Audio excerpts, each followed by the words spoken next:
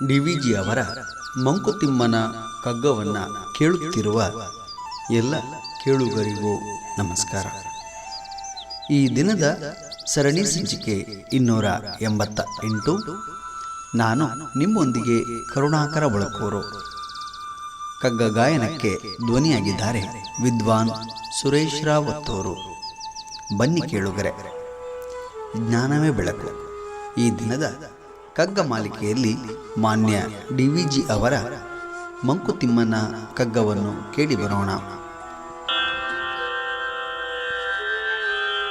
ಹೊಡೆಯುಣಿಸಮಿಗ ಹಕ್ಕಿ ಹುಳುಗಳಂದದಿನರನು ತಡುಕುವನು. ಹೊಡೆಯುಣಿಸಮಿಗ ಹಕ್ಕಿ ಹುಳುಗಳಂದದಿನರನು ತಡುಕುವನು. ತನ್ನಾತ್ಮ ದುಣಿಸ ಮರೆಯುವನು. ಒಡಲಿನಬ್ಬರವೇನು ಆತು ಮದನ್ನಾಂಚೇನು. ಪೊಡವಿಗಿದೆ ದುಮ್ಮಾನ ಮಂಕುತಿಮ್ಮ. ಒಡಲಿನಬ್ಬರವೇನು ಆತು ಮದನಾಂಚೇನು. ಪೊಡವಿಗಿದೆ ದುಮ್ಮಾನ ಮಂಕುತಿಮ್ಮ. ಪೊಡವೆಗಿದೆ ದುಮ್ಮಾನ ಮಂಕುತಿಮ್ಮ. ಪ್ರಿಯರೇ, ಈ ಭೂಮಿಯ ಮೇಲೆ ಹುಟ್ಟಿರುವ ಜೀವರಾಶಿಗಳೆಲ್ಲವೂ ತಮ್ಮ ಆಹಾರಕ್ಕಾಗಿ ಬಗೆ ಬಗೆಯಲ್ಲಿ ಹುಡುಕಾಟವನ್ನು ಮಾಡುತ್ತವೆ. ಪ್ರಾಣಿ ಪಕ್ಷಿಗಳು ಉದರ ಪೋಷಣೆಗಾಗಿ ಅಕ್ಕಿ, ಕಾಳು, ಹಣ್ಣು, ನೀರು ಎಲ್ಲವನ್ನು ಹುಡುಕಿಕೊಂಡು ಹೋಗಿ ತಮ್ಮ ಹಸಿವನ್ನು ನೀಗಿಸಿಕೊಳ್ಳುತ್ತವೆ. ಅದರೊಂದಿಗೆ ತಮ್ಮ ಸಂತತಿಯನ್ನು, ಜೀವನವನ್ನು ಮುಂದುವರಿಸುತ್ತವೆ. ಅಂತೆಯೇ ಮನುಷ್ಯನೆಂಬ ಪ್ರಾಣಿಯೂ ಕೂಡ ಆಹಾರಕ್ಕಾಗಿ ಬಗೆ ಬಗೆಯ ಕರ್ಮಗಳನ್ನು ಮಾಡುತ್ತಾ ಉದರ ಪೋಷಣೆಯನ್ನು ಮಾಡುತ್ತಾನೆ.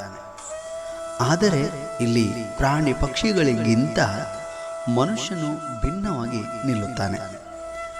ಆಧ್ಯಾತ್ಮಿಕ ಲೋಕಕ್ಕೆ ತನ್ನನ್ನು ತಾನು ಅರ್ಪಿಸಿಕೊಂಡಿದ್ದಾನೆ, ತೆರೆದುಕೊಂಡಿದ್ದಾನೆ. ಆದರೆ ಇಲ್ಲಿರುವ ಮುಖ್ಯವಾದ ಪ್ರಶ್ನೆ, ಇವೆರಡರಲ್ಲಿ ಯಾವುದನ್ನು ಮುಖ್ಯವಾಗಿ ಸ್ವೀಕರಿಸಬೇಕಿತ್ತೋ ಅದನ್ನು ಬಿಟ್ಟು ಹೊಟ್ಟೆ ಬಟ್ಟೆಯ ಬಗ್ಗೆ ಹೆಚ್ಚಾಗಿ ಚಿಂತಿಸುತ್ತಿದ್ದಾನೆ, ಅದರಲ್ಲಿ ಮಗ್ನನಾಗಿದ್ದಾನೆ ಎಂಬ ವಿಚಾರವನ್ನು ಕೂಡ ಇಲ್ಲಿ ನಾವು ಮರೆಮಾಚುವಂತಿಲ್ಲ. ಉದರ ಪೋಷಣೆಯ ನೆಪದಲ್ಲಿ ತನ್ನ ಆತ್ಮಕ್ಕೆ ನೀಡಬೇಕಾದ ಆಹಾರವನ್ನು ನೀಡುವಲ್ಲಿ ಆತ ಮರೆತಿದ್ದಾನೆ. ಈ ದೇಹದಿಂದಲೇ ಆತ್ಮಕ್ಕೆ ಮುಕ್ತಿ ಎಂಬ ಅಂಶವನ್ನು ಕೂಡ ಆತ ಮರೆತಿದ್ದಾನೆ. ಉದರದ ಅಥವಾ ಹೊಟ್ಟೆಯನ್ನು ತುಂಬಿಸಿಕೊಳ್ಳುವ ಮೇಲಾಟದಲ್ಲಿ ಆತನ ಗಲಾಟೆ ಏನು?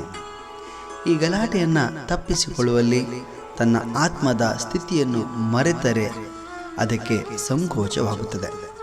ಇದು ಅತ್ಯಂತ ದುಃಖಕರವಾದ ವಿಷಯವಾಗಿದೆ ಎಂಬ ವಿಚಾರವನ್ನು ಮಾನ್ಯ ಡಿ.ವಿ.ಜಿ. ಅವರು ಈ ಕಗ್ಗದಲ್ಲಿ ಉಲ್ಲೇಖಿಸುವುದನ್ನು ಕಾಣಬಹುದು. ಬಂಧುಗಳೇ, ನಾಳೆ ಇನ್ನೊಂದು ಕಗ್ಗದೊಂದಿಗೆ ನಾವು ಬರುತ್ತೇವೆ. ಅಲ್ಲಿಯವರೆಗೆ ನಮಸ್ಕಾರ, ಶುಭ ದಿನ.